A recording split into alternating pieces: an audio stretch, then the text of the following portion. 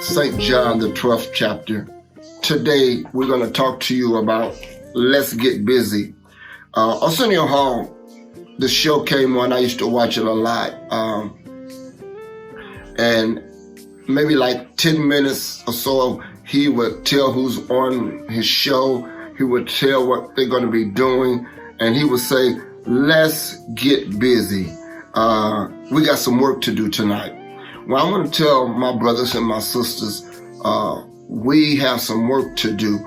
God is calling us to get out of our easy chair, our comfort zone, and get out there and get busy. I want you to know something, that God not only is calling us, but He is giving us exactly what we need to do the job. The question would be, what happened? What happened that we're not busy? What happened that we're not doing what we should be doing?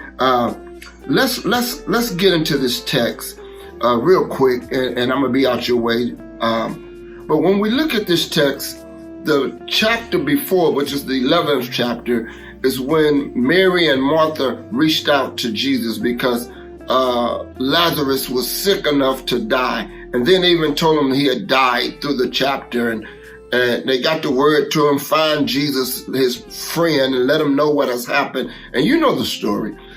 So let me get into this real quick. Here's what I want you to see. In the 12th verse, as Jesus was on his way to the Passover, this is what was so interesting to me.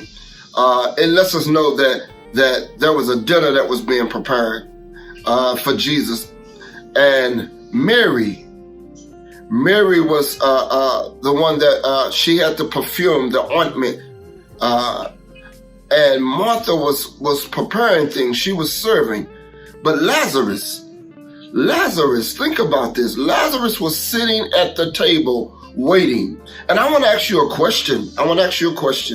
Real quick. Where do we fit in this text? Who are you in this text? Are you that worshiper like Mary? Are you that? Are you like Martha that's working and serving, or are you like Lazarus, just sitting there waiting?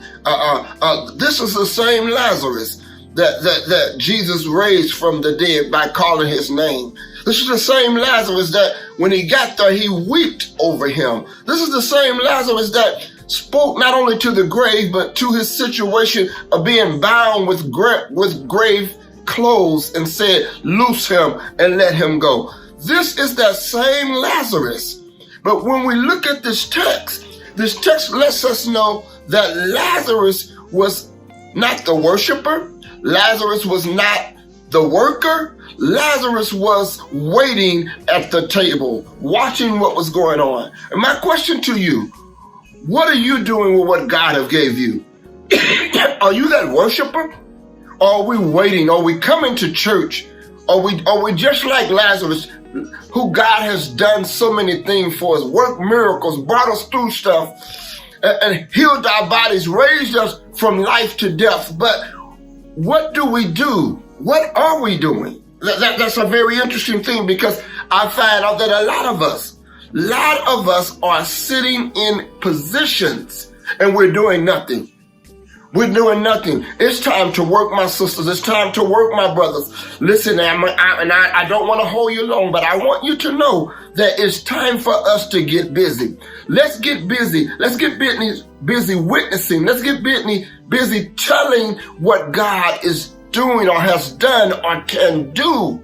There are souls that's waiting on us. And listen, I said to you earlier that God has placed into our hearts, placed into our lives what we need, what we want, what we expect from God. Well, listen, this is what I want to share with you.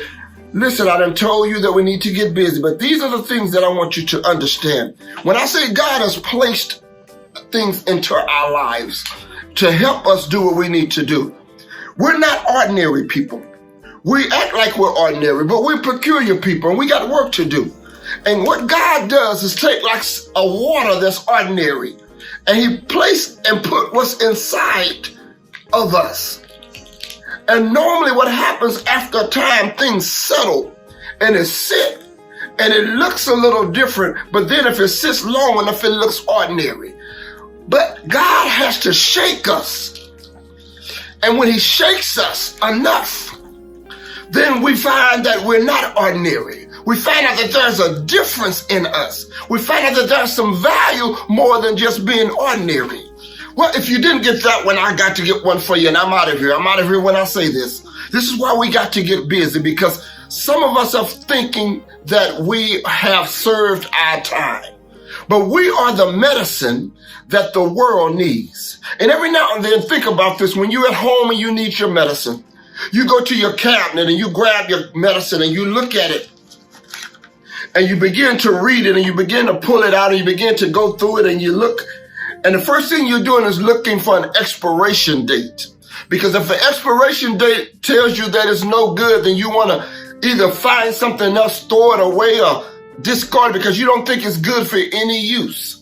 But then if the expiration date is good, then you move it just a little farther. And what do? This is what you do. You go ahead and read the directions. And the direction says, shake well before use.